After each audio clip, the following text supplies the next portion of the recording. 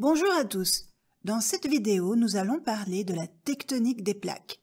Nous allons voir ce que c'est qu'une plaque, pourquoi les plaques bougent et encore qu'est-ce qui se passe aux endroits où deux plaques se touchent, c'est-à-dire aux frontières de plaques. Comme nous avons vu dans une vidéo précédente, la Terre est constituée de couches qui ont des comportements physiques différents.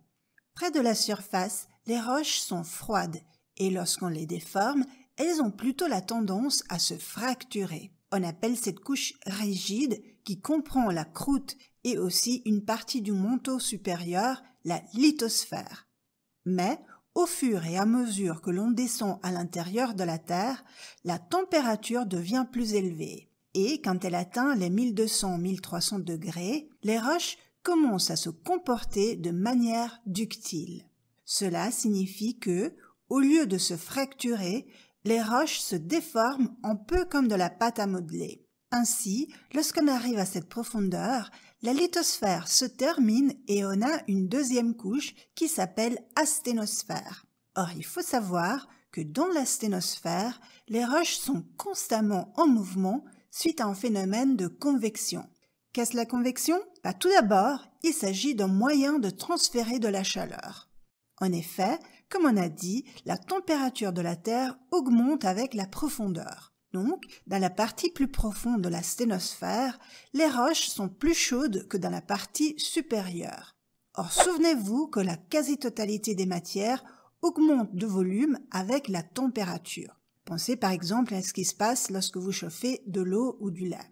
Une augmentation de volume implique forcément que la densité diminue, car on a la même masse, mais sur un volume plus grand. Par conséquent, on peut affirmer que plus les roches sont chaudes, moins elles sont denses. Cela signifie que les roches qui se trouvent en bas dans la sténosphère sont moins denses que celles qu'on a en haut. Et cela crée une instabilité, car la force de gravité va tirer les roches plus lourdes vers le bas et au contraire va faire flotter celles qui sont moins denses et donc plus légères. Or cela est possible seulement car les roches dans la sténosphère sont assez ductiles pour bouger. Mais attention, puisque la sténosphère n'est tout de même pas liquide et elle bouge très lentement, on parle de maximum quelques centimètres par année. Ainsi, au fur et à mesure que les roches montent vers la surface, elles se refroidissent. Au contraire, les roches qui descendent se réchauffent et cela conduit à la formation de cellules de convection, c'est-à-dire de grandes boucles dans lesquelles, d'un côté, les roches montent, arrivent jusqu'au pied de la lithosphère. Là, elles ne peuvent pas continuer de monter car la lithosphère est rigide, donc elles sont forcées de bouger sur le côté jusqu'à arriver dans un endroit où elles peuvent redescendre. Maintenant, vous vous demandez peut-être qu'est-ce que cela a à voir avec la tectonique des plaques? Nous avons vu que la lithosphère forme une couverture rigide au-dessus de la sténosphère en convection. Ainsi, un peu comme un plateau sur un tapis roulant, la lithosphère est entraînée par la convection dans la sténosphère. Mais, au contraire de celle-ci, dans sa globalité, elle n'est pas en mesure de se déformer de façon ductile, par exemple en s'étirant, et elle finit donc pour se casser. Pour cette raison, la lithosphère ne forme pas une coque rigide continue, mais est fracturée en plusieurs morceaux, les plaques tectoniques. Puisque les plaques sont rigides, leur intérieur ne se déforme que très peu. Donc, dans la lithosphère, toute la déformation est concentrée dans des zones de frontières entre une plaque et l'autre. Ce qui se passe exactement à ces frontières dépend de la direction dans laquelle les plaques bougent l'une par rapport à l'autre. C'est-à-dire, est-ce que les plaques s'éloignent l'une de l'autre, est-ce qu'elles se rapprochent, ou bien est-ce qu'elles glissent tout simplement l'une à côté de l'autre. Lorsque deux plaques glissent l'une à côté de l'autre, on a ce qu'on appelle une zone de faille transformante. La Californie du Sud, l'Anatolie en Turquie et une partie de la Nouvelle-Zélande sont des exemples de ce type de frontières. Dans ces régions, on observe fréquemment des tremblements de terre. Ces tremblements sont justement liés au fait qu'à ces endroits, les plaques se fracturent pour pouvoir aller dans deux directions opposées. Lorsque deux plaques s'éloignent l'une de l'autre, ce qu'on appelle une frontière divergente, on a aussi parfois des tremblements de terre, mais ils sont souvent moins importants qu'aux autres frontières. Cela est dû au fait qu'aux frontières divergentes, la lithosphère est plus chaude et donc plus ductile qu'ailleurs. Mais regardons cela de plus près. Lorsque deux plaques s'éloignent, ça crée de l'espace dans lequel la sténosphère peut monter. Je vous rappelle que la sténosphère est normalement solide car en profondeur, la pression empêche aux roches de fondre malgré les températures élevées. Mais justement à ces endroits où les roches arrivent à monter relativement rapidement, la chute soudaine de pression fait ainsi que ces roches chaudes qui se trouvent soudainement près de la surface commencent à fondre et cela crée du magma. Le magma se glisse entre les plaques et lorsqu'il arrive à la surface, il solidifie et forme ainsi de la nouvelle lithosphère. Pour cette raison, les frontières divergentes sont aussi appelées limites constructives, car à ces endroits, on construit constamment de la nouvelle lithosphère qui pousse la vieille de côté et qui sera aussi très vite à son tour poussée par une nouvelle injection de magma.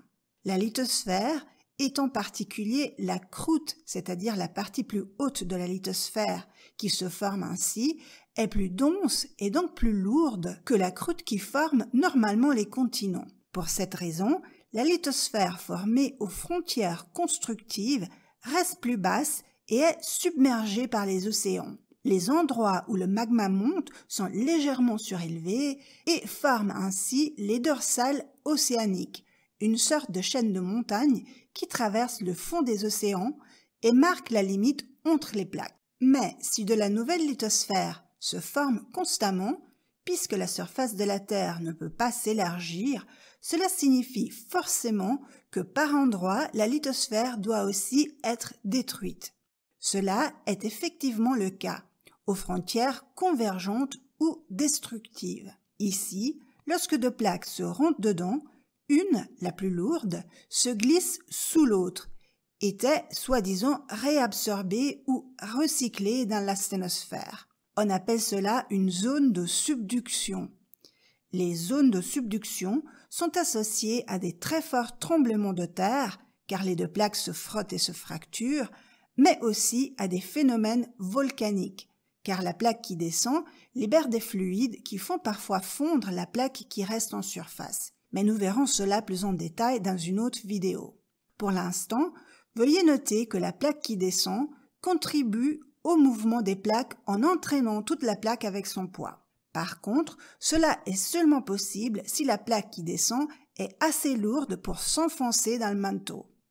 Cela n'est pas le cas si à la place d'avoir de la croûte océanique, les deux plaques qui se rencontrent sont composées en prévalence de croûte continentale, qui, comme on a dit, est beaucoup plus légère. Dans ce cas, aucune des plaques est assez lourde pour s'enfoncer et on aura donc une collision des continents.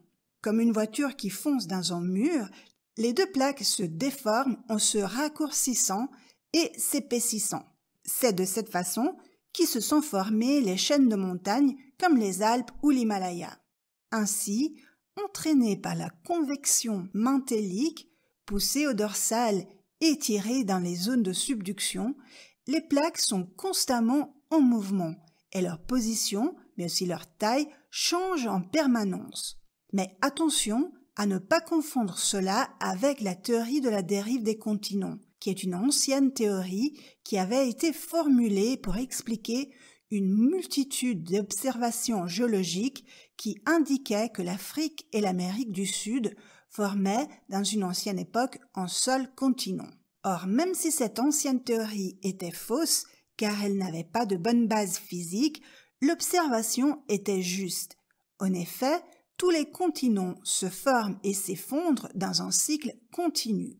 Aujourd'hui, la théorie de la tectonique des plaques explique cela grâce au cycle de Wilson, qui décrit, entre autres, l'ouverture et la fermeture répétée des bassins océaniques et l'assemblage et l'effondrement des continents ou supercontinents.